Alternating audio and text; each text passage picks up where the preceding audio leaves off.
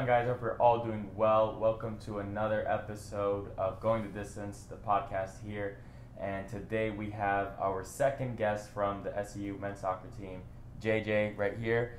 We'll go ahead and introduce him in a second. If you guys are new to the channel, if you're new to this episode, this podcast, this is pretty much where I go ahead and talk with my teammates or soccer players in general, talking about from the day they touch the soccer ball all the way to today, their whole journey, get to know their insights and their experiences on all of that. So, should be interesting. I'll leave it to you. Introduce yourself a little bit, your age, your major actually, and we'll take it from there. All right, so my name is Jonathan Wojciki, but I go by JJ. I'm 22 years old. This is my 5th year actually playing college soccer. I was granted a red shirt my first year as a freshman, and then obviously we had the COVID year, so next year will be my last year.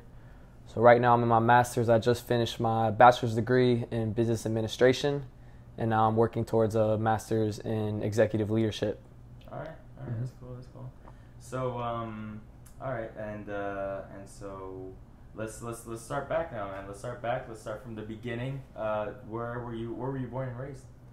I was born in Fort Myers, Florida, and I was there for a bit, went to preschool in Florida, and then I moved to North Carolina with my parents in Wilmington, and then only a year or so after we moved back to Fort Myers. Pretty much grew up in Fort Myers in the 239, Southwest Florida. So I've pretty much only known Florida my whole life. It's too young to really remember North Carolina and what that was like. Okay, all right. Yeah. All right. That's cool. So you're born in Fort Myers, and so you have anybody in the family playing soccer, or how'd you get into soccer? Actually, nah. Like, I'm the only person that I really know of in my family that has played soccer or at least taken it seriously or taken it this far. I grew up playing all kinds of sports. You know, just being an American, I guess you just try out everything. I've probably played everything there is to play. I hear some things from basketball. Talking about basketball. Yeah, I mean, I never was that good at basketball growing up, but I enjoy it. It's an interesting story how I really got into soccer, because my dad, he always wanted me to play football. Oh yeah. You know, we were always training. He wanted me to be like a quarterback. You know, big playmaker, big college name. Yeah. But it's sad. But after I finished middle school, my dad passed away. And I felt like I had to play football for him and continue that legacy that he wanted me to have. But soon after, very quickly, I found out that I just didn't like it. Like, it just wasn't for me. Didn't have fun. I was miserable at practices. Also thinking about him, but also just because I simply just wasn't having fun. So then I went back to soccer. You know, I realized it's not really what he wanted. It's about what I want to do. And then ever since I came back to soccer, that's when I started playing goalkeeper when I was only 14 years old. 14, yeah. So, and then I just fell in love with it over again. So it's been my passion. It still is my passion. Yeah. But it's kind of crazy how things happen like that, you know? Yeah, for sure. Wow. So you would say that 14 was kind of like the age where you really got into it? Yeah. I played a little bit in like the 8th grade, but it was just at the recreational level. I had no type of training, no type of anything. Yeah. My team, we were terrible. We would concede like 8 goals a game, and I would just learn from my own mistakes. I didn't have anyone really like teaching me the fundamentals or anything. I was just there, and I was just doing the job. Yeah. But soon after, I kind of got a little good, finally got some training, and then I finally started taking it seriously around 14. But I didn't realize that I wanted to play in college until I was about 16. Which is quite late. All right. And what club did you play for then at 14? Was it like your first, would you consider this to be your first like competitive club? Yeah. I played for, in Fort Myers, there's a small club. It's called San Carlos Scorpions, or San Carlos Park Scorpions. And I played there for a while, played competitive, kind of in the lower divisions. And then I bounced around a little bit. I went to GPS Florida West, which was previously called Florida Knights. Everyone knows it as GPS now. And then after that, my first 2 years, I played at Lee County Strikers, which was in Fort Myers. And it was good. It was fun. Yeah. All right. And so you were bouncing around that age in those competitive clubs, and you said 16. So 16 is the age where you're like, okay, this is what I want to do. You think so? Well, yeah, because I was playing soccer, but I was still juggling like other sports. You know, I had a little spell with lacrosse. Lacrosse? I played lacrosse, tennis. I played a bunch of middle school sports. Like we had a volleyball team. Oh, really? I really enjoyed that, but I kind of realized because when I was a sophomore, I made the varsity squad, and that was my first time trying out for the high school team. And then I realized, like, I think I could actually take this somewhere because I really enjoyed it so much. I just didn't think that I wanted to stop after high school was over with because a lot of people do. Yeah. You know, it takes a lot of work to get to the next level. It's not just getting noticed and getting picked up. A lot of it is you have to apply it yourself. Yeah, for sure. So what do you think got you to make the decision of, putting everything to the side and just, focusing on soccer? I don't know. That's a good question. I guess I would say I just enjoyed it more than everything else. You know, I felt like I had a big role as a goalkeeper because in any other team sport, I was just starting out or I wasn't that good. I was just an average player. So I figured that also because I liked it so much, that's something that I wanted to get better at and improve in my craft. So, it was kind of, I can't remember the exact moment where I'm like, this is what I want to do, but I think it was gradual. And then I realized that, I have to work a little bit harder and start really knowing the ins and outs of what recruiting is like and how I'm supposed to get to where I wanted to go. Yeah. So 16, you were like a junior in high school? Yeah. Junior in high school. Yeah. And so what'd you start to do? You decided, all right, I want to play college soccer. What was the next step? Well, so when I was a sophomore, I made varsity, and we had a senior goalkeeper, and then he got in trouble with the school, so I had my chance to play earlier than I might have expected or might have wanted to, because growing up when I first started, I had a lot of nerves playing, like especially as the goalkeeper, like it's a lot of pressure to deal with. Yeah. So after I had my whole sophomore season pretty much to play, and it was only me, I kind of realized that, I was good enough. Yeah. So. And then junior year, I only focused on soccer. I would play high school ball and then focus on club. And then the team that I joined, Lee County Strikers, it was a team that was sort of focused around getting people to college. So we would go to a lot of showcases. We played in the Florida State Premier League, which is like the top 16 in the state, kind of like a Premier League style, if you will. But, I just kept going. I just kept trying to improve. I finally got an actual trainer to kind of help me on my shortcomings and my flaws. Yeah. So just little by little, I just got better. And then, it's also just about reaching out, figuring out what exactly you want to do, what you don't want to do, and then you can narrow down your options to, see where you want to go play. Yeah, for sure. So you're in high school now. What do you think? How was your transition from getting that opportunity to being that to getting a lot of minutes your sophomore year of high school is what you said? Is that right? Mm-hmm. To then graduating high school, how was that? That experience of I'm sure it was gradual. So how was that? Yeah, I mean, I loved playing high school. High school was, I want to say, more fun than club because club was a lot more serious. Like high school, you're just with your boys, and then you see them. You're on campus together, you're on school together, you're eating lunch together. So it's just the bond was spectacular, and I was improving, right, and playing in these tournaments and playing against these big schools. One of the schools in our district, they won states almost every year, so playing them. And then honestly, I think we had a game my junior year, and then we tied that team 0-0, and I had a great game.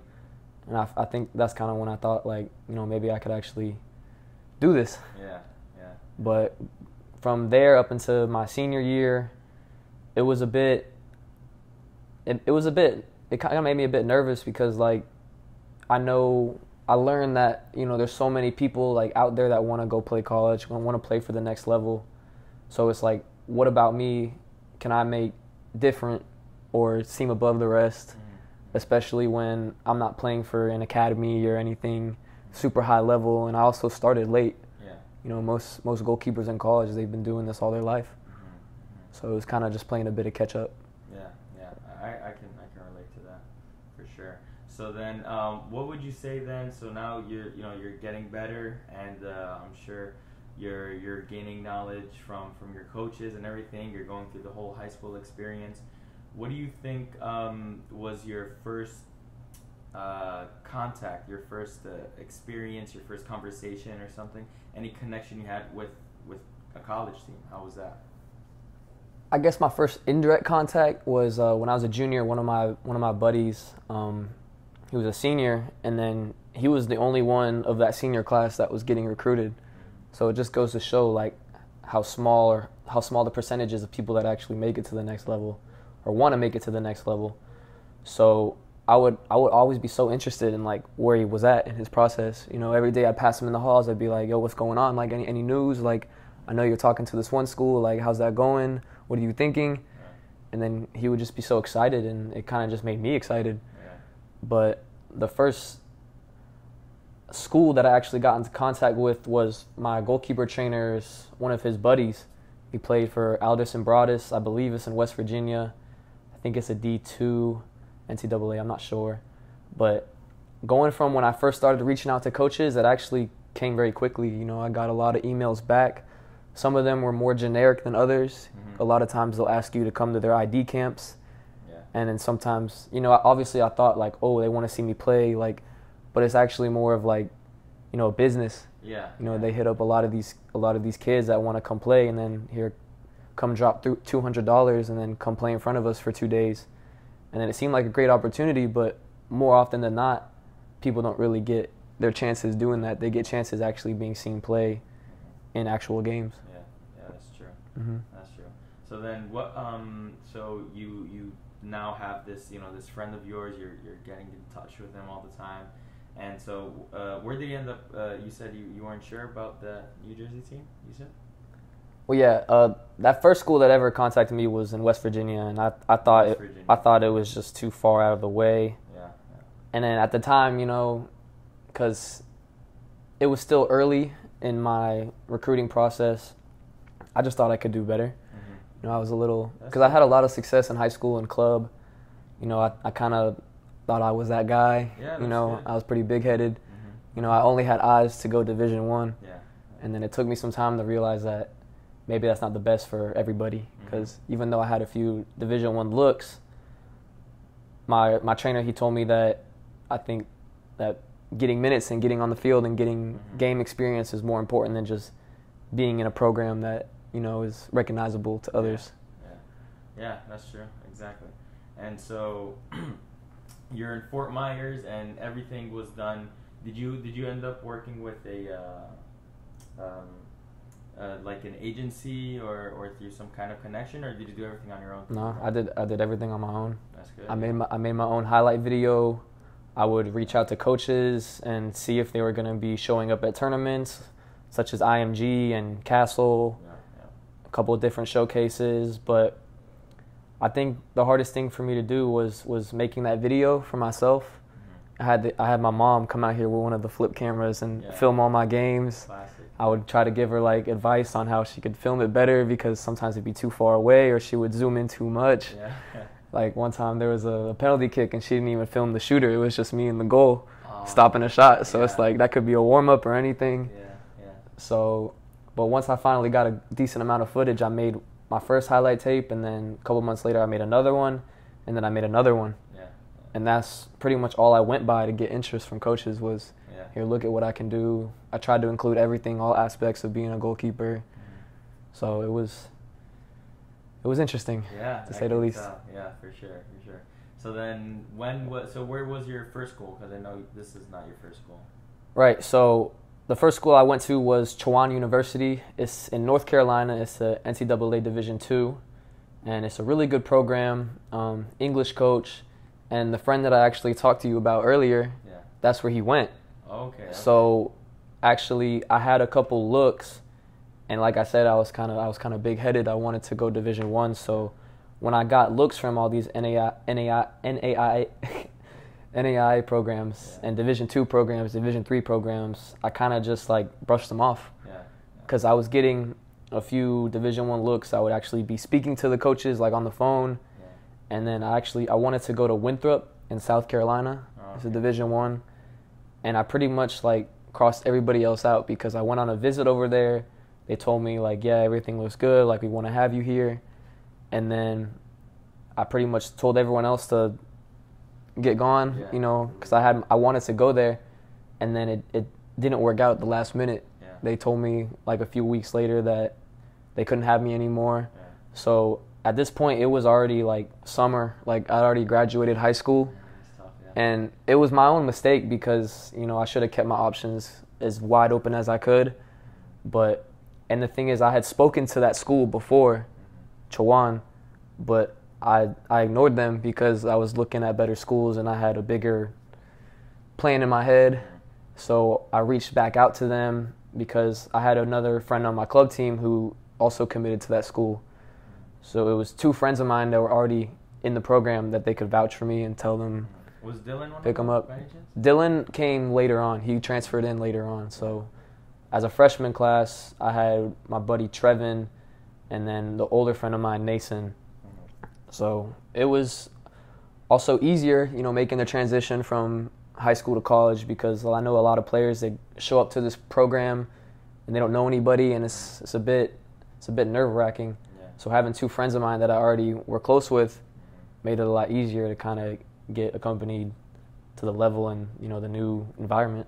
Yeah, for sure. Well, now you learn from your mistakes, you know. So like, just for anybody listening, always keep your options open. Absolutely. Never say no until it's pen to paper. That's right. Until it's pen to paper, it's all talk, right? That's right. So you know, just always keep your options open, and there's got to be a way to talk with the coaches to let them know, yeah, I'm gonna let you know soon, as you're talking to other schools and in a respectful manner, and respect their time as well. So you just gotta know how to do it, and it seems like you realized that and you took care of them. Yeah, and don't neglect the lower level teams that reach out to you. You know, at the time when I was graduating high school, I thought NAIA was a joke, and now that I'm here, it's really not. Yeah.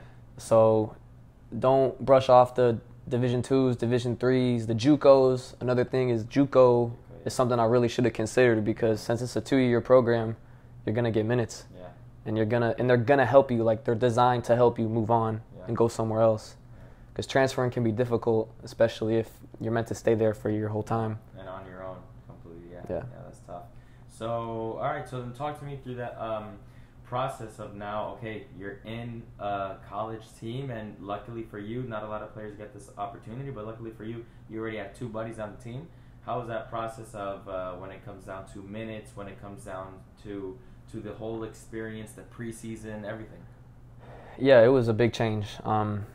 Because at club, you maybe train a few times a week, maybe 4 times a week, just in the nighttime, and it's all, you know, fun and games, or at least it seems like it compared to college.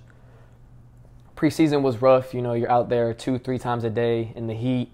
Even though we were in North Carolina, it's still hot in the fall. The level is just a whole nother thing. It's such a step up in how people play, how fast you play. You know, the physicality of it, you know, making tackles. And my coach was also English, so he took a lot of emphasis on, you know, working hard and getting stuck in, which means like going into your tackles. So it took a while for me to transition. You know, I was always used to making the pretty saves or doing that, but one thing that I was never really good at, and they told me this right off the bat, was that I can't communicate well. So as a freshman coming in and trying to tell these senior defenders what to do and where to be, it's a bit intimidating. So it took me a while to kind of develop that trait. And it took me years, actually. You know, I didn't really feel like I was communicating at the best of my ability until I was a junior. And he would remind me, like, every week, anytime we had player meetings, just, you need to talk more, you need to talk more. You need to say things that make more sense or that actually get points across, not just saying things just to say things. You know, and obviously the level was different, you know. Had really good training, though, in college. It was something that I haven't really experienced before, having a goalkeeper trainer that's always there at the games, warming us up, telling us, you know, what we're doing wrong in training or small-sided games. But I enjoyed it, man. Like, it took a lot to get adjusted, but once we were there, it was great. Yeah, no, it sounds like you adapted well. And so how long were you there for? I was there for 3 seasons, so my freshman year, my sophomore year, and then the fall of my junior year, so about 5 semesters. Yeah. And I was in North Carolina, and my school was in the middle of nowhere. Mm-hmm. So it was easy to get close to my teammates because there was nothing to do. Yeah. You know, we were always spending time together, which was good. But after my junior year, I wasn't playing often. When I was a freshman and a sophomore, we had a senior goalkeeper. His name was Elliot, and he played for the Manchester United Academy. Oh, From really? English. He was so good. Yeah. And I tried. I understood. Because if there's someone who's better than me, then they should play. Like we want to win games. Yeah. But I tried my best to learn as much as I could from him. And he was also very, very friendly. I would ask him questions. He would try to explain things to me. Mm-hmm. But after he left at the end of my sophomore year, and then there was my junior year, and I thought it was going to be my year. It was going to be my time. And then I started our first game, and then he had obviously brought in a new goalkeeper that year. And then after the first game, I got dropped the next game, and I didn't see the field for the rest of the year. So after that year, I was like, I think, because it was my plan to finish my college career there. But after the really frustrating junior year that I had, I figured that, because I'm aware of my own abilities. I have a lot of confidence in what I can do on the field. So I wanted to leave. I wanted to just go play. Mm-hmm. I didn't really care where it was. I just wanted to play. Yeah, makes sense. So you were there for almost 5 semesters, 2 years and a half almost. Yep. And then is that when you came here in the spring of last year, 2020? So yeah, the very beginning of 2020 is when I arrived here at Southeastern. Like I said before, the transfer process is really stressful. It's really difficult because, for one, most people will transfer out after their spring semester, so they have all summer to figure out what they want to do and speak to coaches. But for me, all I had was the winter break. It was just probably about 4 weeks to sort everything out, because I knew that if I wanted to leave, I needed to do it right then and there, because I knew I was pretty close to finishing my schoolwork to graduate. So, and I was worried because since I didn't play much, I only had a few games under my belt there. I had a few games my sophomore year where our goalkeeper was injured. I played well, but I really just didn't think there was enough there for me, enough stats or whatever, to make anyone really interested in me.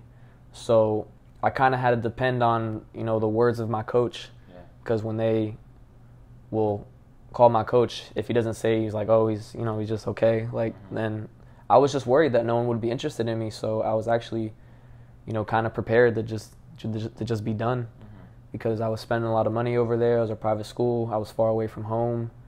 I just wasn't enjoying myself as much as I thought I could have been. So I reached out here. I made a list because, you have to get released first. It's kind of a long process. And then once you get released, then you're granted to speak to other coaches.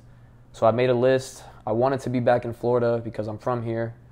So Southeastern was number 2 on my list, and they were actually the first school to contact me back. And then right off the bat, Coach Clay, he was like, yeah, we'd be really interested in having you here. Like, we could really use a goalkeeper right now. So it was just great timing. Yeah. And I was actually surprised about how many other offers I got, because it wasn't just one school like I thought it was going to be and just take what I can get. I actually had options. I had about 3 or 4 options to choose from, and then this is where I ended up choosing. Yeah, no, that's good. That's cool. Yeah. Yeah, it's just everything happens. Timing.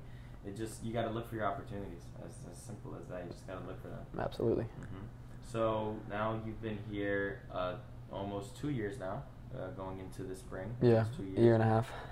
Year and a half, yeah, exactly. So how's this process compared to over there in terms of maybe your experience here with Southeastern, the experience of being now near home, kind of, in a way, to Naples? Fort Myers. Well, yeah, I was born in Fort Myers, was raised in Fort Myers, but after high school we moved to Naples. So I live in Naples now. I would just say that going from Chowan to here, it's very different. I want to say, and it kind of made me realize that every program is different. The coaching styles are so much different. My old coach would just cuss at us anytime he had the opportunity, calling us every word in the book, just getting mad. So I kind of got used to being held to that standard and having a bunch of negative criticism come my way. And coming here is kind of a much more positive environment. But I, I enjoy it here a lot more, just to say the least. You know, I like being close to home. There's a lot more to do here in Lakeland. There's a lot more places to go. So even if things don't go your way on the pitch, then, you know, you still have other things to do besides just sitting in a small town and just going to training. Yeah. But I like the people here, like, so much. I really enjoy everybody on the team. There's no one that I dislike. So, but it's been great. I think it's been a big step up in my college career. I think it was the best possible move at the best possible time, because over at my old school, I was only one more semester away from graduating and being done with college forever. And then once I came here, I had the red shirt under my belt, and then we had COVID happen. So then I was granted 2 extra years essentially that I wasn't planning on using. So when you say everything happens for a reason, I couldn't agree more. Yeah, for sure. That sounds good. And everything happens, like you said everything happens for a reason. So and you've been doing good. I mean, you know, in the last few games, you and Kadu have been back and forth. Sometimes you start, sometimes he starts. So it looks like there's a good mix, in my opinion. What do you think? Yeah, I mean, honestly, obviously from a personal perspective, it can be a bit frustrating because, you know, obviously I want to play every game, but then again, so does he. But thinking about it in a broader perspective, it's a good problem to have two solid goalkeepers. Yeah. You know, it's some teams I know they only have one that they can really trust. So I think in the terms of the team being successful, I think is great. Yeah, for sure. You both come in really clutch in some games, and it's been a lot of fun. So that's great. Yeah. And so you're now a junior? No. Man, I'm a grad student. So I was a senior I finished my undergraduate degree in the summer. I had to take summer classes to finish my undergraduate degree, so that way I could start my MBA this fall. So I'm just freshly into the MBA, only a half a semester in. Okay, all right, yeah. Everything going good with that so far? Yeah. No, I enjoy it. All right.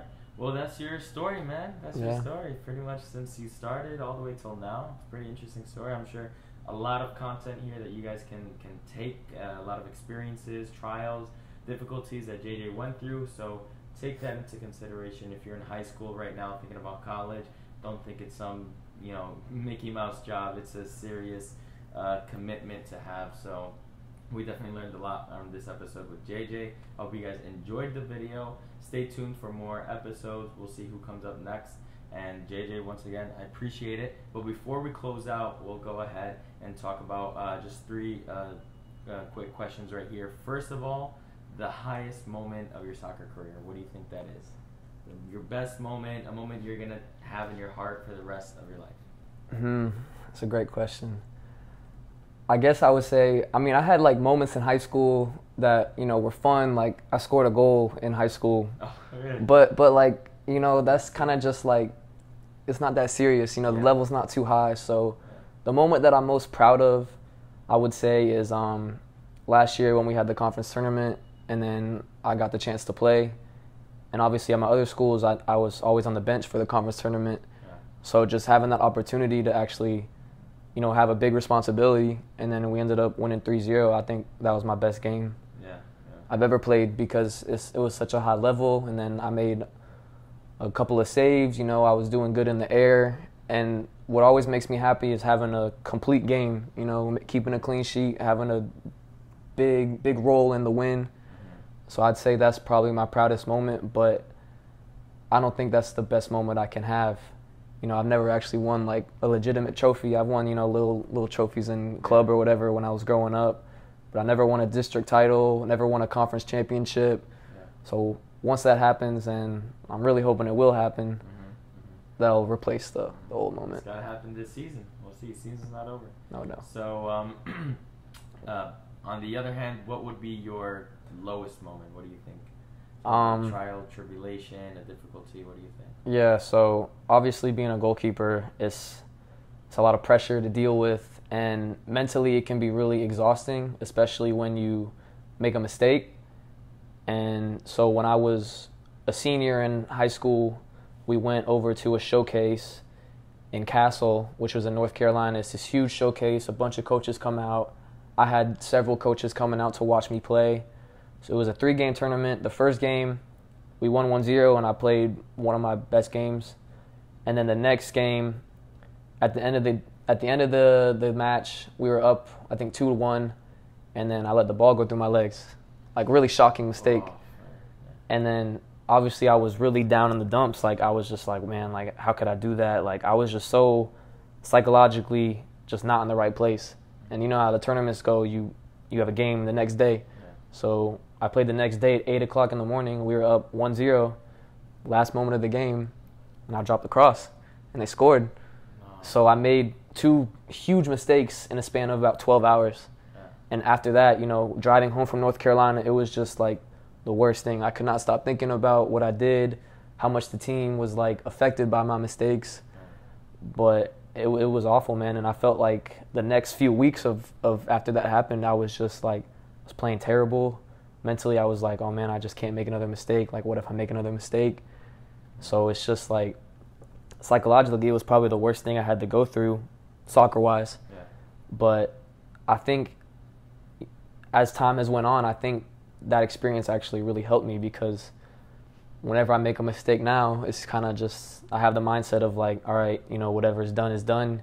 You just have to focus on the next moment. Yeah. And make the right decision in the next moment. So even this year, I've had a few mistakes that have led to goals. And as a goalkeeper, 9 times out of 10, if you make a mistake, you're going to get scored on. So, but I think I've done actually a really good job of keeping my composure and staying level-headed after I make a mistake. And luckily, none of those mistakes this year have cost us any games. Yeah, that's good. That's good. All right. And then the last 2 questions right here. First of all, what is the team that you support? Which is your team? Football Club Barcelona. We're going through some struggles right now, you know. Ooh, looking at that. But place, you think, or something? I think we're in 9th place right now. Champions League hopes are still alive. And then everyone knew it was gonna be troubling after Messi had left, but hopefully we're on the rise. But sure. I won't stop being a Barcelona fan even though Messi left. He is my favorite player on the field. Obviously, I have a different favorite goalkeeper, which is Ter Stegen. Ter Stegen. Yeah. All right. But I'm very biased. You know, I love Barca. That's cool. All right. And then finally, last question right here is, what is something that we don't know about you, or not many people know about you, a fun fact, an interesting fact about yourself? I'm colorblind.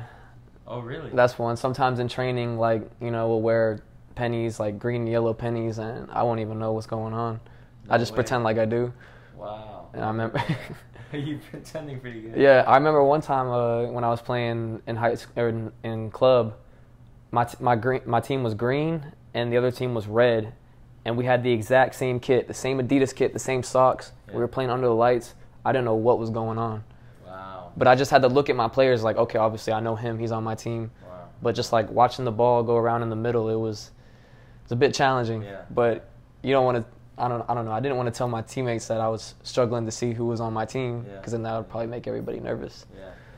So I guess that's a fun fact. It's not as big as a deal as you might think. I don't see in black and white, but has it affected you negatively a lot, or not really? It's just a little thing. I mean, I get a little bit of jokes on it. You know, some people will mess with me, but yeah, I meant like performance-wise, like, you know. Oh, performance-wise? And, nah. Like, the ball maybe not really. Nah. It's good. That's interesting. I didn't know that. I didn't even know I was colorblind until I was in science class. Yeah. And they showed me the circle with all the little dots in it, and then they're like, yeah, whoever can't see this number is colorblind. I'm like, I guess. Oh, so. All right. That's the funnest fact I can give you. That's really interesting. That's cool. Well, all right then. Well, JJ, once again, thanks for the talk. I appreciate it. Guys, I'll catch you in the next one. Take it easy. Peace.